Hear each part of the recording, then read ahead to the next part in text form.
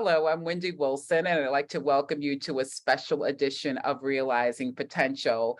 We are acknowledging, and it's a National Recognition Ethics Awareness Week, and it's something that we take very seriously throughout the USG and certainly here at Albany State University. And so I thought it only fitting to convene our resident experts here. One is our legal counsel here at Albany State University. The other is our Chief Human Resources Officer, and they stay very committed in terms of educating, enlightening, and even holding our campus community accountable as it relates to ethics and the associated behaviors and actions. And so I have with me today our legal counsel, Mr. Joel Wright, and our Chief Human Resources Officer, Mrs. Ola Terrell-Jordan. Thank you both for joining me today. How are you? Great. Thank you for having us. Good. And so I'll begin with our most recent addition to our Albany State University community and family, or RAMLY as we are affectionately known. She is really no stranger to Albany State University, and she will share a little bit as to how she is quite familiar with this fine institution. Go ahead. Good morning. Good My name is morning. Ola Terrell-Jordan. I am the Chief Human Resources Officer here, as you stated. I am a three-time graduate of the unsinkable Albany State University. I started with a bachelor's in criminal justice, proceeded to a master's in criminal justice, and finished with a master's in public administration with a concentration of human resources. I have about a little over 18 years working in the human resources profession, mostly in local government, and found the opportunity to come home to my university to join as the HR officer here. So thank you. Oh, my pleasure. And thank you for joining me today. And thank you for returning to Albany State University in the capacity of our Chief Human Resources Officer. So my other colleague, equally as brilliant, Mr. Joel Wright, serves as our legal counsel. Joel, if you could share with the viewers a little bit about your educational background. You've been with Albany State a little bit longer. Tell us a little bit about what led up to what you currently do so well for us today. Sure. Well, thank you again for having me. My name is Joel Wright. I'm the Chief Legal Affairs Officer. That's my long title. Prior to joining the RAMLY, I was at another USG institution where I served as the Director of Equal Opportunity and Title IX. In that area, I kind of was specialized in protected class issues. Prior to that, I was in private practice and practiced the last couple of years of my Marine Corps career as a judge advocate. So I've spent about 13 years in the Marine Corps. I received my bachelor's degree from Georgia Southern University in political science, and then went on to get my Juris Doctor law degree from Michigan State University. So this opportunity to join the Albany State family just was a tremendous opportunity for me personally, but one that was really, there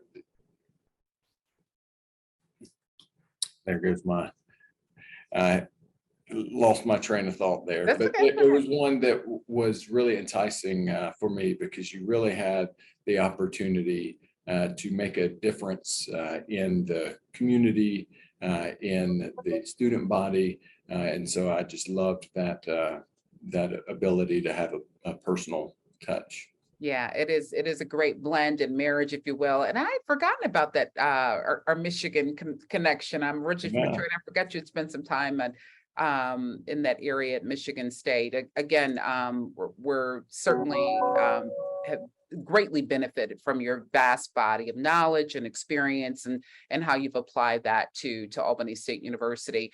As we started off this conversation, our whole focus is ethics. the training, the application, the accountability. The USG, like many other entities throughout the country, is recognizing it throughout a week that we have here. And that's actually we're pre-taping this, so it'll air. This will air, I think the second or third week of November is when we're officially recognizing it officially. But of course, we do it every day. Joel, in your based upon your experience and what you do on a daily basis, if you could define ethics and the awareness of it and how you infuse it in your daily practices and go about just educating our campus community about the topic itself.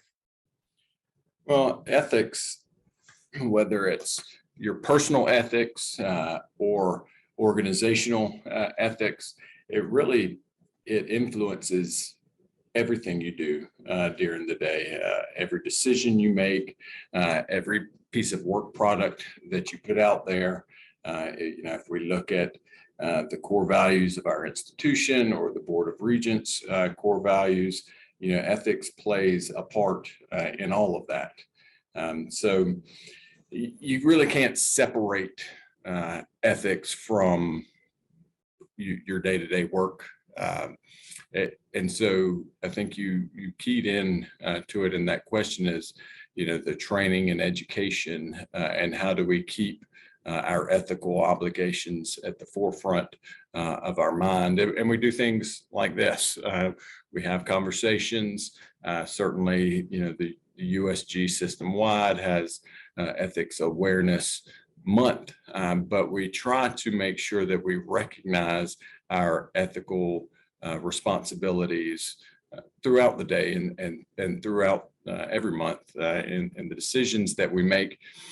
And that's part of what my role is here at the institution, and just making sure that as people seek counsel from my office, we're keeping in mind all of those obligations that we have, whether it's policies in place, state law, federal law, and kind of the key to doing that is having that conversation and having that conversation on the front end so that we're not experiencing any issues kind of after the fact. Mm-hmm. Thank you. You reminded me in that response, I lived in Okinawa, Japan for about 2.5, almost 3 years. And the television station that was dedicated to the military personnel would always, just create educational opportunities.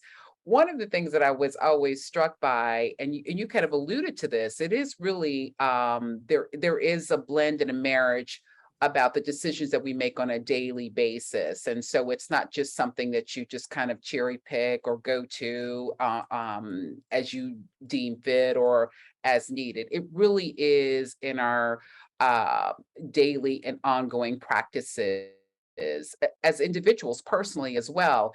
And I was reminded of one of the commercials, if you will, or promotional pieces that they would always discuss that during the back to school season, that there would be an uptick in a loss of office supplies. They would go on the decline.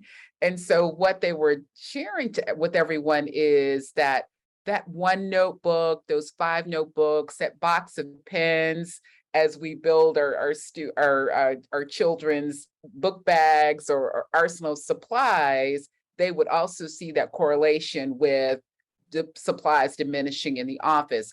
And those small acts in our mind, we might, they missed that box of pens. But that then directly aligns with our ethical behaviors and our decisions and how that can, snowball into other actions and deeds. And that's something that I've taken away from my time in the Marine Corps is,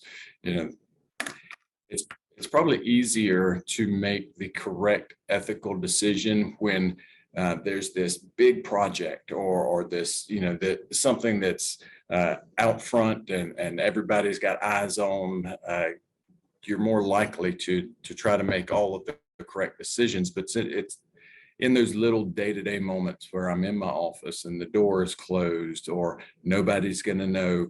That's where, the core values here at ASU of excellence, integrity, accountability, all of those things come into play. And so, taking the time to reiterate those, to refamiliarize ourselves with them is important, because, that sometimes those decisions can start the slow fade that really have an impact, not only on the organization, but, you personally. Absolutely. Absolutely. Ola, I'd love to hear your thoughts on that, but we're going to actually take a break and then come back to make sure that we have enough time to really delve into this discussion. She's got a lot of important stuff to say. Absolutely. Absolutely. We'll be right back and hear from Ola, our Chief Human Resources Officer, to hear her perspective and thoughts and how she engages our campus community in terms of educating and then holding them accountable as it relates to ethical behavior. We'll be right back. Telling the girls about my Alzheimer's diagnosis was really hard. Early detection gave us time to adapt together. If you or your family are noticing changes, it could be Alzheimer's. Talk about seeing a doctor together. Thank you for joining us again. We're having a really great discussion about what we are acknowledging as Ethics Awareness Week here at Albany State University, focusing on the small and the great. And we've been just discussing actually how they really just align in terms of our personal decisions and how that applies to what we actually do in the workplace. And so I was going to ask Ola, our Chief Human Resources Officer, to actually weigh in as it relates to her area. So Ola, if you could just share your knowledge in terms of how you, or your thoughts rather, I think that's better, your thoughts on how you educate our campus community about the importance of ethics, the application, and then the accountability piece. Great. So it all starts from the foundational aspect of you as the person. How, in a leadership position, how are you demonstrating ethics on a daily basis? So that is where training initially starts, is when we first orientate that new hire coming into the organization. You're the first person that they see, you meaning human resources. It starts there. It starts at the foundational, from the inception, from the beginning.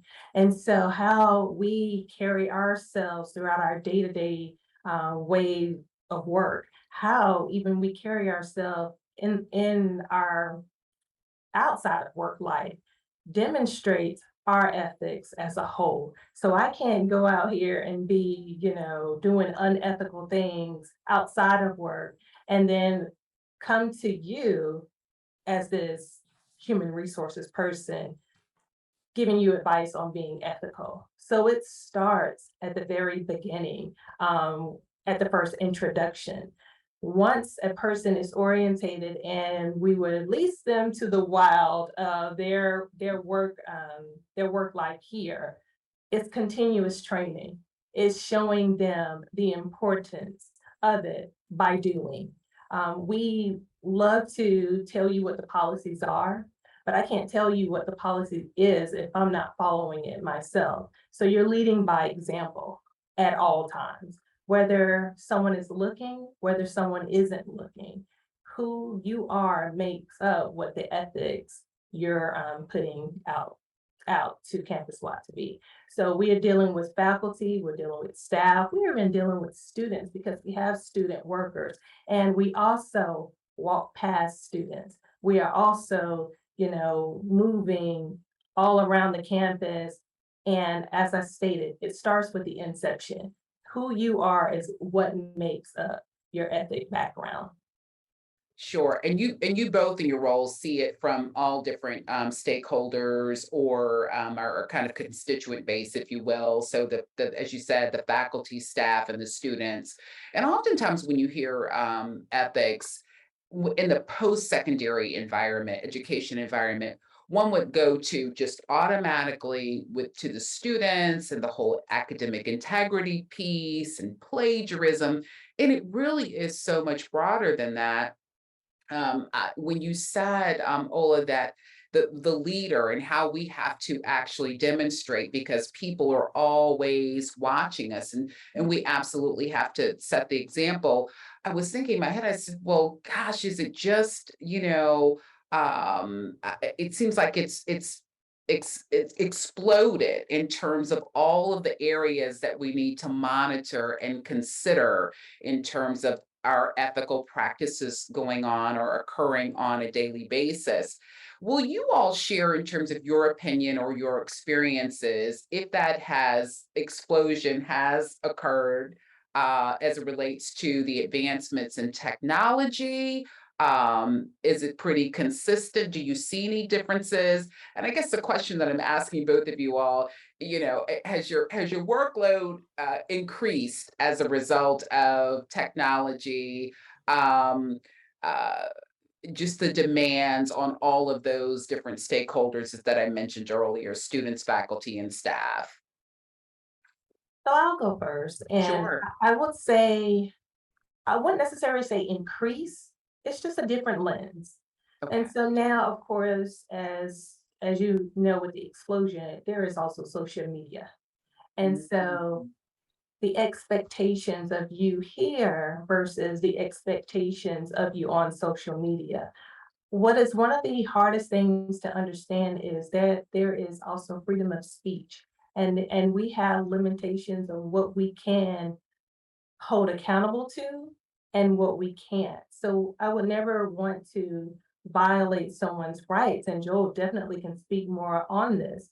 Want to violate someone of what I may not view as the right thing to do versus what you can do. But going back to ethics is it shows in everyone who you are. So if you're holding me to this standard here, you have to be held to that standard everywhere. So whether it's through social media, whether it's in the classroom, whether it's at your desk, we're all leaders, whether you're a chief legal officer, a chief human resources officer, chief of staff, whether you're at the front line, we're all leaders because we're brought here to perform a specific duty. And mainly that is the support of our students. So social media has contributed to some of our workload, but I wouldn't say it has increased. It's just a different lens. Very good. Thank you. Thank you for sharing that. Joel, your thoughts on that? I would echo that sentiment. I don't think that there are any more struggles with ethical decisions now than there were 10, 15, 20 years ago. They may be different. And so as we continue to create new technology, how we apply those same ethical standards to this new environment, that creates just some new and creative thought processes that maybe we have to adapt new and creative policies to make sure that that we are following all the guidelines that are in place or state or federal laws that affect that area. But I don't, again, I don't think it's any different as far as the decision making.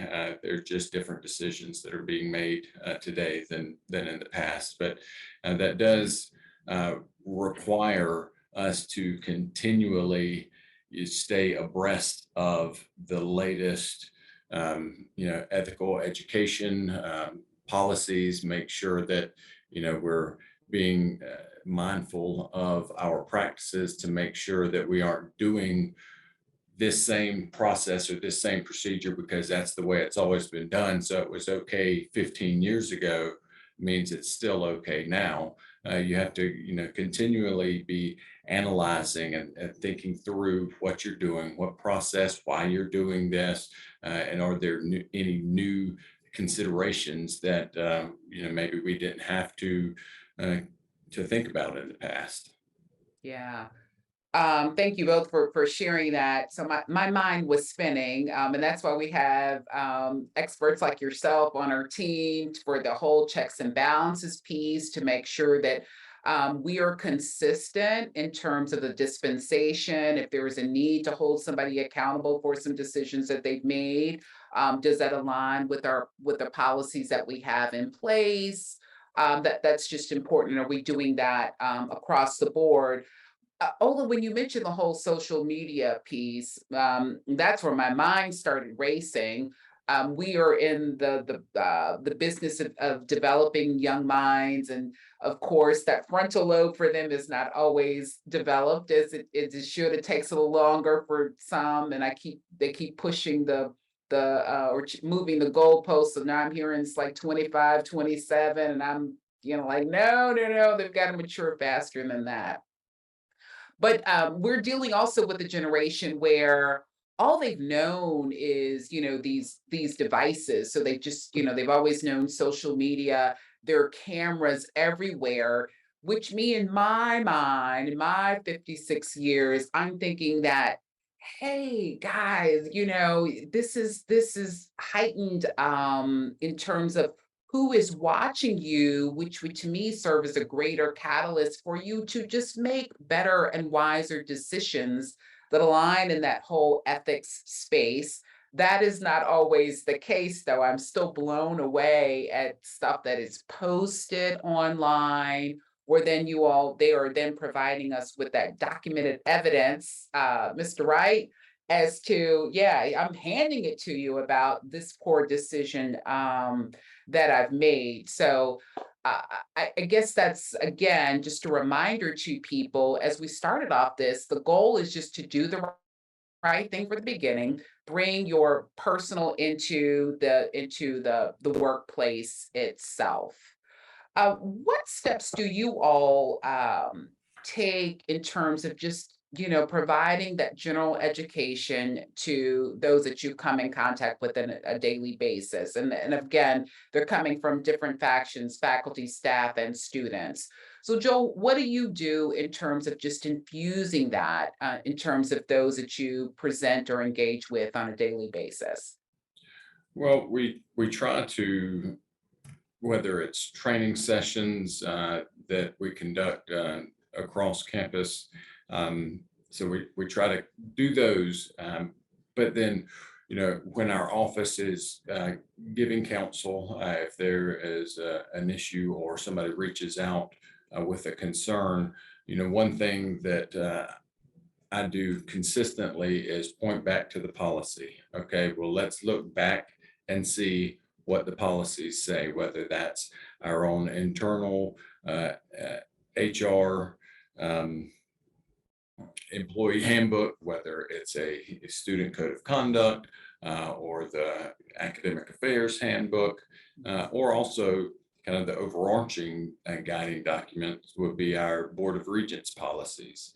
So even if I know something or I think I know something, I always like to go back to the foundational document or the foundational policy and kind of build up and read from there. So that's one thing that I always encourage is, okay, well, let's start with thinking about what does the policy say?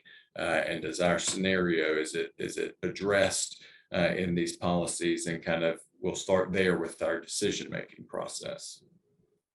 Good. Ola, how do you do it and I know you said as soon as they walk through the door, that onboarding process, you start laying out what is expected in your role, how it has an influence and an impact on what we do in our overarching responsibility of not creating, but developing and educating the 6,000 plus students that we face and those that are instrumental in that.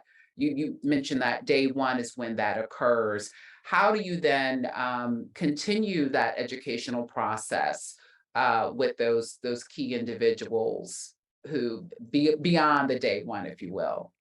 Right. And so, again, there is an introduction, a reintroductory of ethics in a new hire orientation, which employees are required to go through as they are onboarding. There are the annual ethics training that we would like to implement. It should be an annual review of just like a refresher. And I will never stop stating this, is leading by example. That is an everyday training that is no cost to anyone. It is just an action that is seen. And also, those, they tend to think of HR just in the office pushing paper. I want to get out. I want to show them we're not just the principal's office where you're going to get in trouble or, we lay down the hammer or something like that. I want to be intentional, getting out, show you that we are a department to help you. Our job is to make sure that this organization is taken care of, and you cannot have an organization without individuals working here. So we want to make sure they are taken care of as well. And so that we are guiding those employees with, just being that assistance that we need. And that brings us back to ethics, because if I'm not following or delivering what I'm telling you I'm going to do, then you're not going to have that trust in me, which is going to affect your view of my department. So I have to be very ethical and intentional of what I say I'm going to do. That is what we're going to do. And that is helping all those who come into this department. Sure. If you all could both share, and I know you all partner well, work together on, various projects and, picking each other's brains in terms of situations that you may have here just at Albany State University. And we certainly appreciate that work that you do. I personally know that it can be nonstop, and that nonstop is just always wanting to make sure, based upon the directive that we received from our boss, Dr. Fedrick, just to make sure that our processes and systems that we have in place, how effective are they, and are there opportunities for improvement? So I know we do that and think about that probably 24 hours, 7 days a week. But when you all are engaging with peers throughout the USG and even outside of, the post-secondary education scope, can you all share some of the common and unfortunate ethics violations that you are just absolutely blown away that people are still engaging in, and not only impacting their specific roles, jeopardizing that, but just the organization as a whole? Any things that you all often discuss, like, I cannot believe people are still doing that? Well,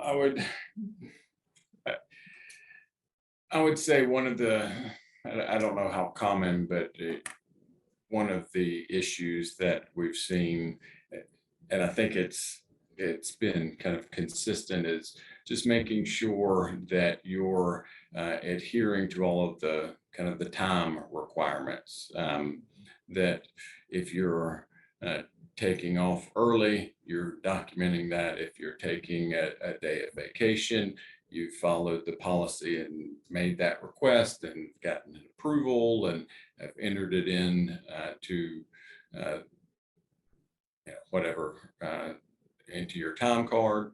And that's one of those things that if you don't, it could easily slip up on you. So even if you're not intentionally doing something that would be a violation of policy, but if you say, oh, well, I'll catch up those days at the end of the month, I'll input them, and then you miss a day. And while that's not a huge, in the grand scheme of things, issue, if you're one employee out of 500 employees, and that's 1 month out of 12, and that's one institution out of 26, you can see how even those little decisions can compound themselves and have a big impact. So, I think that we see some of that. And another one that at least our peers, my peers talk about, and we we have a system-wide meeting so that we do kind of bounce these situations off of each other, make sure that we're being consistent, like you mentioned earlier, is making sure that we're adhering to the policies that we have in place. If we have a published policy and we're not following what we say we're going to do, that creates a potential liability issue for us. So, there's a process for if we've got a policy in place and it's not working for us anymore, we need to make some adjustments. There's a process in place to do that, and not just kind of one-off situations everywhere that can create some of those issues. Yeah, and we're very fortunate here because if there's not a specific ASU policy in place, then we can then always default to the university system, the overarching umbrella, and say, okay, well, I know the system has a policy that then we can then refer to, and then we are falling under that guidance, if you will. Good. Exactly. Yeah, Ola, your human resource peers, colleagues, fellow chief human resource officers, any common theme that you may have seen throughout your career where you all discuss, like, I cannot believe people are still doing this? So, and I can talk about this a little bit as my very short time here at ASU, but it has become a common practice of what I'm not seeing. And what I'm not seeing is that communication to one another. But what I'm seeing is the assumption that, oh, you should know. And so I feel that if we just started with, hey, maybe I didn't like the way this was done, maybe, or the start of a communication with the person that assumingly you have a problem with. That is missing, and that is missing across several sectors, higher education, local government, still all public sector.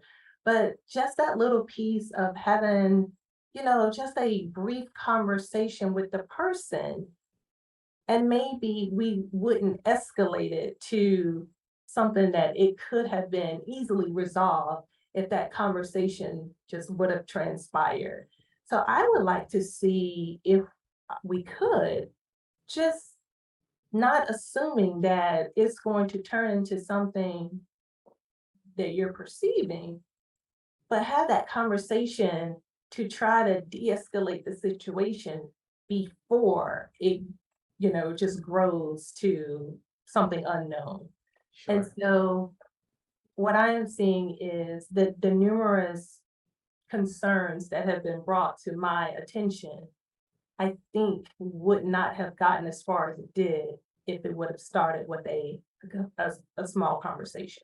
Sure. Yeah, I think that is so, we undervalue the power in just saying something, because you're right. It's the assumption that, oh, you hold this position or you've been with the organization for 10 years, that you're supposed to know. And so I'm just going to sit back and not say anything. I can give you a very recent example. It was very innocent on the part where someone was advocating for a really worthy cause, and was asking, hey, would you like to support this? But they use the work platform to share that information. And so I just simply, you made a phone call. I was like, you have to be careful. This is a great cause and we are very service oriented. But if it doesn't specifically align with the institution, we have to be mindful about how we utilize that resource. And it was very innocent. I didn't even really think about that. But had I not said anything, it could have snowballed and, again, blossomed into something totally, in an arena that we didn't want to go in. It was really, and as I said, I know it was innocent upon this, where this person is just very civic and service oriented and didn't even give much thought to it. But it is the small things, as we started off with, that can blossom into something that we're like, oh my gosh, how did we end in this space? Yeah. Joel, you look like you want to share something.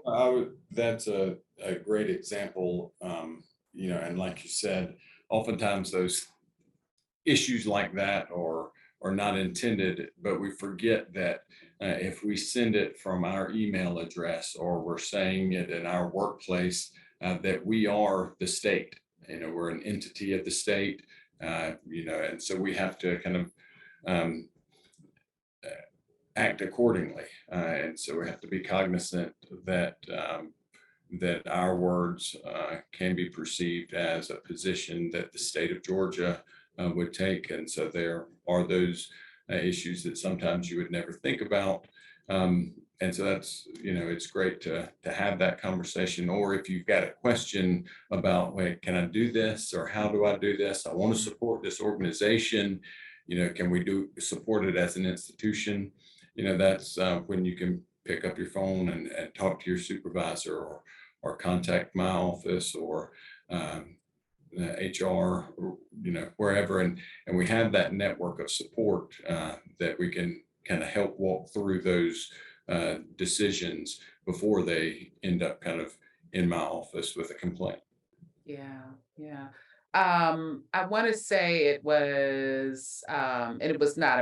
Ola was gonna say it was you, but it was actually I was having a conversation with our counseling and accessibility director, Ms. Bradley, just yesterday, and we were talking about, our chief, Anita Allen, police chief, her campaign. If you see something, say something. It's also applicable as it relates to the ethics piece. If you see something that's out of order, as Ola just said, hopefully you want to take the opportunity to educate a colleague or educate a student to say, hey, you do know that that's in violation, or you're venturing down that road. But also what we need to consider, Joel, as you just said, if you are unsure, say something, or in this particular case, if you're unsure, you need clarity, or you make that inquiry, reach out to the offices. And I know what we do very well here at Albany State is, if I don't have the answer, if Joel doesn't have the answer, if Ola doesn't have, whoever it might be, although you may think that they're the subject matter expert, they may be, but they will then make an additional call to say, let me verify, let me affirm that this is in fact the correct information. But just make the ask before the act occurs, and then you find yourself, in a situation that, has had negative impact, not only on the institution, but your position or your role itself. Yeah. I was also reminded I'm a child of, my dad was a retired police officer. And so I also went back to that thought, just, growing up and you hearing, I don't know if I hear this that much more, but ignorance of the law or the policy is no excuse. No excuse. Yeah, and particularly nowadays, because, I grew up in that age where we had to go to the library or a textbook or make a phone call, but so much information is readily accessible, through these devices that we have, and we're often tethered to them. So it's making the phone call, it's asking via email, it's, doing research on your own to find out, is this in fact in order? Yeah. Any closing thoughts on, again, I love the concept of Ethics Awareness Week, but it is, that, of course, that's just to heighten attention and help us to, stay focused on the subject. But in fact, it is a daily practice that we engage in, and that helps to support the efficiencies and the operations, and just help to yield the success that we're looking for. Any closing remarks on the week itself, or ethics awareness, some words of encouragement, or information that you'd like to share with our viewers on maintaining that successful practice? I will state that I had a previous supervisor, and fortunately, she was a city manager of a very popular city. And there are some tough decisions that we do have to make, but she always made the statement of do the right thing because it's the right thing to do. And that has stuck with me since the first time she said it. And that is what ethics is. That is doing the right thing because it's the right thing to do. I love it. I love it. I couldn't have said it any better than that. Mr. Wright, you want to wrap us up? Any thoughts on that? Well, I would just, I think that's great. It's a good life motto that can apply in the workplace and really in every area of our lives. And I would also say that unethical behavior has an impact upstream and downstream.